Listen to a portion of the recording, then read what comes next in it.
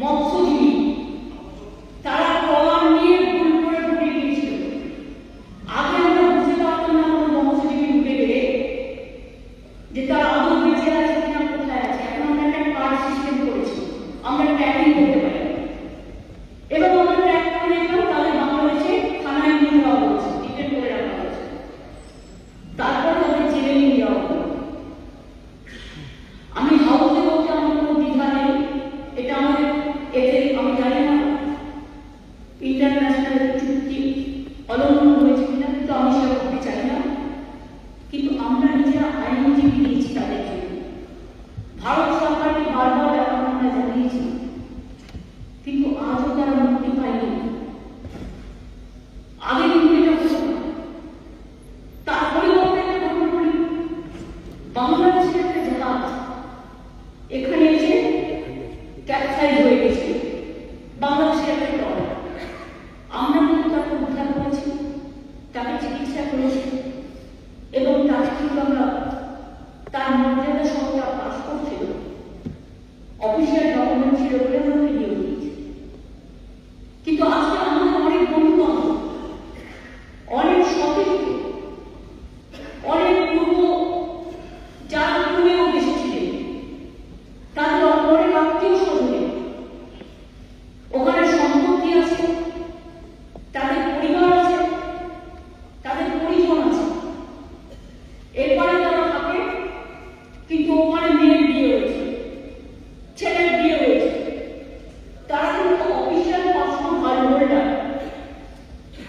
আমি বেআইনি অনুপ্রবেশের বলছি না, এটা সেন্ট্রাল গভর্নমেন্টের আন্ডারে নন বিএসএফ করা হয়, আমরা পারবো না বলার, এটা তাদের দায়িত্ব। বাংলাদেশের সাম্প্রতিক ঘটনা নিয়ে আমি কোনো কথা বলবো না, এটা নিয়ে যা বলার ইন্ডিয়া গভর্নমেন্ট করবে। কারণ আমাদের তৃণমূল কংগ্রেসের পলিসি হচ্ছে আমরা এক্সটার্নাল অ্যাফেয়ার্সের ব্যাপারে সেন্ট্রাল গভর্নমেন্টের পথ চলে, আমরা সেই পথটাকে আমাদের পথ বলে মেনে নিই। কিন্তু গত 10 দিন ধরে আমি দেখছি government of India is totally keep mum, একদম চুপ করে আছে। আর তার পার্টি রোজ মিছিল মিছিল করতেই পারে, একটা স্বাধীনতার অধিকার, কিন্তু তারা বলছে আমরা বর্ডার আটকে দেবো, খাবার পাঠানো দেবো না। তারা বলছে আমরা বন্ধ পেট্রোল রেল স্টেশন আটকে দেবো, সেটা আমাদের এখতিয়ারে পড়ে না। ইন্টারন্যাশনাল এগ্রিমেন্ট অনুযায়ী, ইন্টারন্যাশনাল বর্ডার এগ্রিমেন্ট অনুযায়ী গভর্নমেন্ট অফ ইন্ডিয়া যদি আমাদের কাছে গাইডলাইন দেয়, আমাদের কাছে অ্যাডভাইস দেয়, তখনই আমরা এটা বন্ধ করতে পারি। তাছাড়া এটা আমাদের হাতে নেই, আমাদের দায়িত্বে নেই।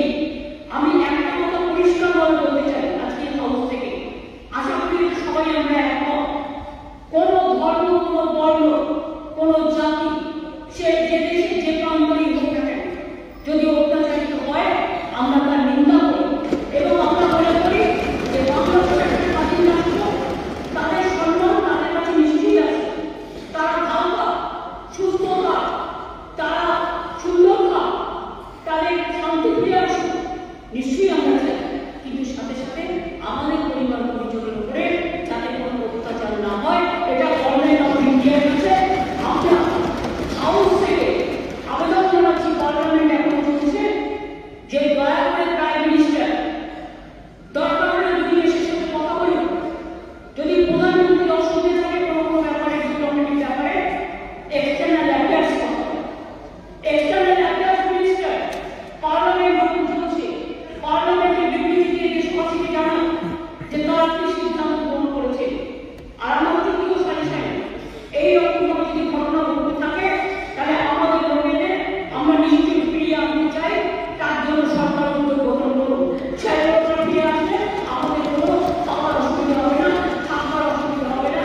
আমরা যদি আত্মারা খাই, আমরা তাদেরও আত্মারা নিয়ে দিতে পারি, কিন্তু কোনো ভারতীয় অত্যাচার হোক, এটা আমরা নিশ্চয়ই চাই না।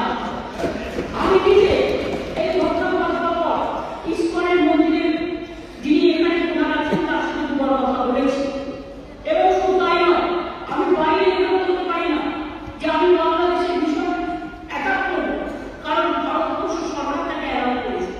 এটা তাদের এখতিয়ারে পড়ে, আমার এখতিয়ারে পড়ে না।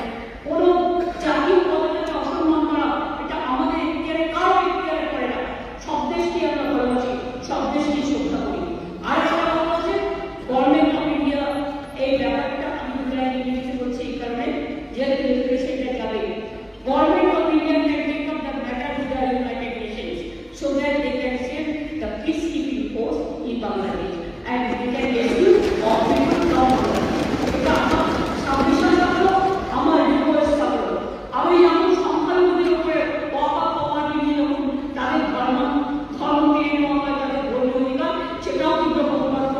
তেমনি আমি মনে করি যে কোনো কারো তার ধর্মীয় অধিকার পালন করার অধিকার আছে।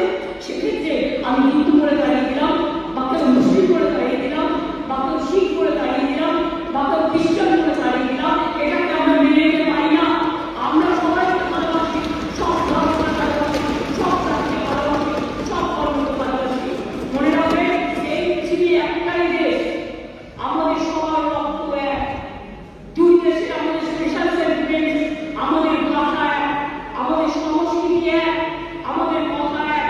এটাও আমি জানি দিল্লিতে অনেক সময় বাংলা ভাষায় কথা বললে তাকে অনুপ্রবেশকারী বলে তাকে অ্যারেস্ট করে নেওয়া হয়, অনেক অত্যাচার পর্যন্ত করা হয় অনেক জায়গায়। তা সত্ত্বেও আমরা মন বুঝে সহ্য করি। বাংলা ভাষায় কথা বলাটা অপরাধ নয়, যেমন অন্য ভাষায় কথা বলাটাও আমাদের